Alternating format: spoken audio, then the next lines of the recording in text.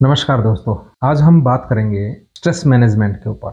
Stress एक ऐसा विषय है जो शहरों, गांव, स्कूलों, यहाँ तक कि हमारे देश की सेना के जवानों में भी स्ट्रेस देखने को आजकल मिल रहा है। जैसे जो लोग जॉब करते हैं उनमें अलग तरीके का स्ट्रेस होता है, जो बिजनेस करते हैं उनमें अलग तरीके का स्ट्रेस होता है, जो पढ़ाई कर रहे हैं वो अलग तरीके का स्ट्रेस है। हालांकि बहुत सारी भ्रांतियां भी हैं स्ट्रेस को लेकर लोगों में, और कई बार किसी को ना भी हो उसको स्ट्रेस, लेकिन वो कहीं से सुन लेता है कि स्ट्रेस होता है या किसी और को स्ट्रेस है, तो वो खुद फील करने लगता है कि मुझे भी स्ट्रेस है। तो ये एक बहुत बड़ा विषय बन चुका है वैश्विक स्तर के ऊपर भी।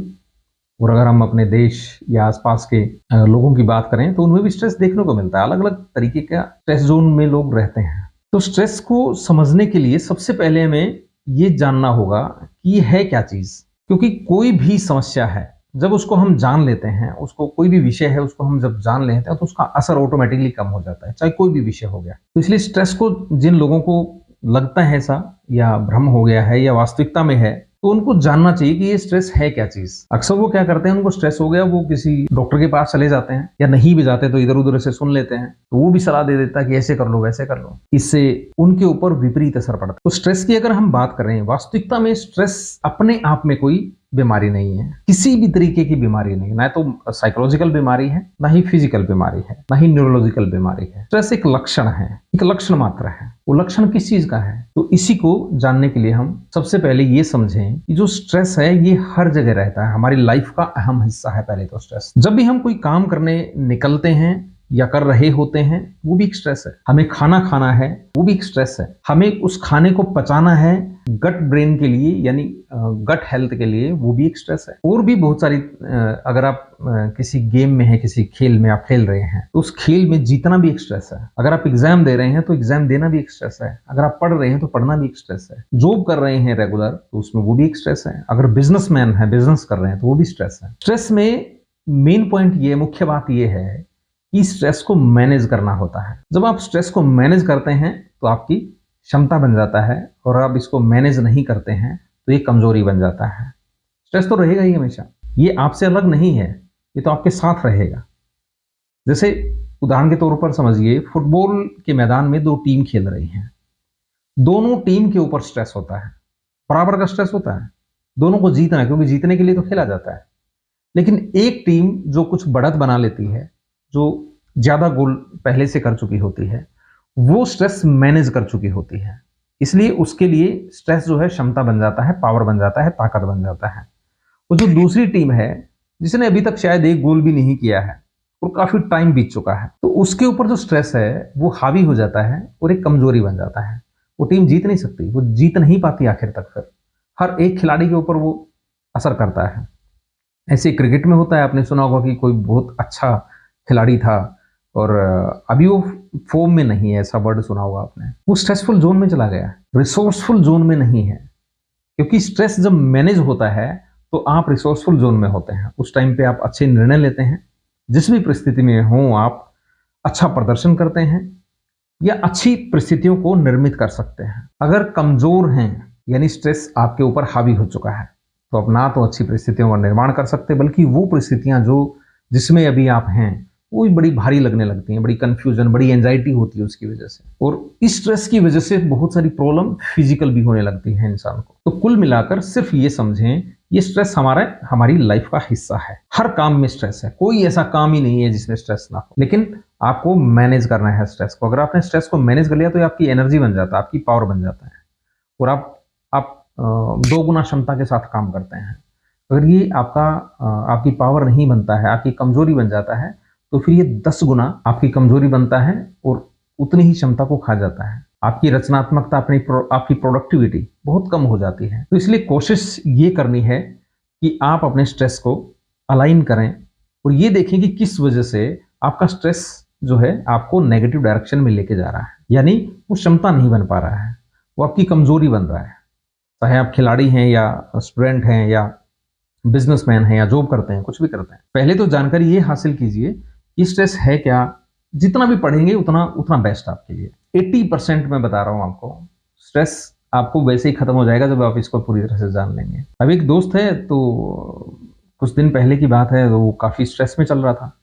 बड़ी परेशानी हो रही थी उसको। तो एक दिन ऐसे ही हम मिले और चर्चा हुई उससे। उसने बताया, यार मेरे को तो ये प्रॉब्लम है, वो प्रॉब्लम है। मैं, किस वजह से? मैं तो स्ट्रेस में रहता है ज़्यादा। तो बोला, हाँ मैं स्ट्रेस में रहता हूँ और मैं तो दवाई भी ले रहा हूँ इस चीज़ की। तो देखिए किस लेवल पर बंदा पहुँच जाता है।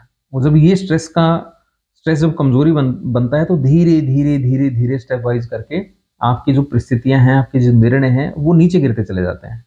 डाउन चला जाता है, मतलब आपका जो ग्राफ होता है। और जो रिसोर्सफुल ज़ोन में होते हैं, जो स्ट्रेस को मैनेज करते हैं, उनका ग्राफ लगातार बढ़ता रहता है, लगातार ऊपर जाता रहता है। तो ये स्ट्रेस को कभी ये ना समझें कि ये कोई बीमारी है, कोई रोग हो गया, कोई ऐसा कुछ हो गया। दवा इसकी कोई नहीं है दुनिया में। दवा अगर कोई डॉक्टर भी देता है, तो वो साइकेडेलिक मेडिसिन देता है। उससे क्या होता है कि थोड़ा ब्रेन रिलैक्स फ़ील करता है, थोड़ा उसमें ऐसे न्यूट्रिशंस होते हैं जो थोड़ा-सा रिलैक्स कर देते हैं ब्रेन को। तो आपको लगता है कि यार अभी तो थोड़ा-सा सुकून है। या कोई लोग तो ड्रिंक करने लग जाते हैं। वो ड्रिंक करते हैं तो सोचते हैं कि अब तो तनाव चला गया, स्ट्रेस चला गया। लेकिन वो 10 गुना ज़्यादा पावर से कमज़ोर करता है फिर आपको। कोशिश ये करें, इस विषय को समझें पूरी तरह से, जानें इसको। और जब आप इसको जान लोगे, तो ये आपकी क्षमता बन सकता है। आप कोई भी कार्य करने जाएँगे, आप स्ट्रेस को मैनेज करेंगे और मैनेज करते ही आप में एक रचनात्मक क्षमता का उदय होगा साथ में, और उससे हम बहुत अच्छे से प्रयास कर पाएँगे। और जब हमारा निर्णय और प्रयास ज़बरदस्त होता है, तो परिस्थितियाँ बहुत शानदार होती हैं। और कम से कम अगर परिस्थितियाँ विपरीत भी हों, तो आप समझ पाते हैं कि हो क्या रहा है, चल क्या रहा है। अदरवाइज़ तो आदमी को ये बोध नहीं रहता, ये अवेयरनेस नहीं रहती कि उसकी लाइफ़ में हो क्या रहा है असल में। उसको पता ही नहीं चलता। वो भले ही किसी भी डायरेक्शन में काम कर रहा हो, उसको एंग्ज़ायटी बनना शुरू हो जाती है। एंग्ज़ायटी बनती है तो फिर और शारीरिक रोग पकड़ लेते हैं, बीमारियाँ पकड़ लेती हैं, और उनको अनदेखा करता है। फिर आप अनदेखा करेंगे तो और बढ़ जाएगा कुछ समय के बाद। तो कोशिश ये करें कि अपने स्ट्रेस को मैनेज करें। अपने स्ट्रेस को मैनेज करने का सबसे बढ़िया तरीका है अपने लाइफ़स्टाइल को बदलते रहें। रिपिटिटिव हैबिट जो भी हैं, चाहे छोटी-सी हो, चाहे नाखून चबाने की क्यों ना हो। कई बार होता है ना कि हम बिना मतलब में ही नाखून चबाने लगते हैं। सच में कभी कट करने हैं तो कर सकते हैं, लेकिन बिना मतलब में आप ड्राइव कर रहे हैं और रेड लाइट पे खड़े हैं, आप नाखून चबाने लग गए। या आप कहीं भी बैठे हैं, फ़ोन देख रहे हैं, रील देख रहे हैं मोबाइल के ऊपर, और आप नाखून चबाने लग गए। ये रिपिटिटिव हैबिट है। सुबह उठते ही हर रोज़ आप चाय पी रहे हैं, ये भी एक रिपिटिटिव हैबिट है। एक समय पे चाय पी रहे हैं, ऑफ़िस में पी रहे हैं वो अलग बात है, लेकिन सुबह उठते ही घर में चाय पीते हैं आप, वो एक रिपिटिटिव हैबिट में आती है। सुबह उठते ही फ़ोन लेकर आप टॉयलेट चले जाते हैं। फ़ोन ले जाना कोई गलत नहीं है, फ़ोन में कुछ देखना कोई गलत नहीं है, लेकिन वो हैबिट की मैं बात कर रहा हूँ सिर्फ़। तो वो हैबिट रेगुलर रिपीट हो रही है ऑटोमैटिकली। ऑटोमैटिकली आपका आप उठते हैं, आपका हाथ फ़ोन की तरफ जाता है और आप लेके उसको चले जाते हैं। तो इसको तोड़ते रहिए, इस चेन को तोड़ते रहिए, इस रिपिटिटिव हैबिट को ब्रेक करते रहिए। और भी कोई हैबिट बन रही है, खान-पान की हैबिट बन गई है या ड्रिंक करने की हैबिट बन गई है, उसका मन करता है कि हर रोज़ ड्रिंक कर ले वो, तो ब्रेक कीजिए उसको। मतलब छोड़ देने का मतलब ये नहीं है कि बिल्कुल आप छोड़ दीजिए, वो तो आपके ऊपर है, आपके व्यवहार के ऊपर और आपके लाइफ़स्टाइल के ऊपर है। लेकिन उस हैबिट को बदलिए। हैबिट को बदलना सीख जाएँगे तो ऑटोमैटिकली सब कुछ मैनेज करना सीख जाएँगे।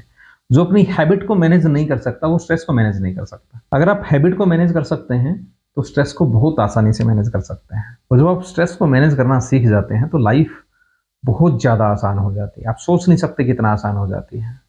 भले ही आप किसी भी स्तर पे हों, स्ट्रेस आपको मैनेज करना पड़ेगा। कोशिश करें, स्ट्रेस को मैनेज करें और अपने लाइफ़स्टाइल को एकदम बेस्ट बनाने की कोशिश कीजिए, भले ही किसी भी स्तर पे हों। लाइफ़स्टाइल जितना अच्छा होता है, लाइफ़स्टाइल का मतलब ये नहीं कि अच्छे कपड़े पहनने हैं या पता ऐसा कुछ करना है। लाइफ़स्टाइल का मतलब अपनी दिनचर्या, कि आप करते क्या-क्या हैं, आप खाते क्या हैं, आप सोते कब हैं, उठते कब हैं, नहाते कब हैं, या अपने लिए क्या करते हैं, अपनी हेल्थ के लिए क्या करते हैं, क्या देखना पसंद करते हैं, क्या सुनना पसंद करते हैं, क्या महसूस करना पसंद करते हैं, कहाँ घूमना-फिरना कैसे पसंद करते हैं, उसको बदलिए थोड़ा-सा। जैसे ही उसको आप बदलेंगे तो ऑटोमैटिकली जो स्ट्रेस है, वो मैनेज होने लगेगा और वो आपकी क्षमता बनने लगेगा। और जब स्ट्रेस क्षमता बनता है, तो वो फुटबॉल टीम याद कीजिए, जो जीत रही होती है और लाखों करोड़ों लोग उसके लिए तालियां बजा रहे होते हैं, उसको प्रेज करते हैं।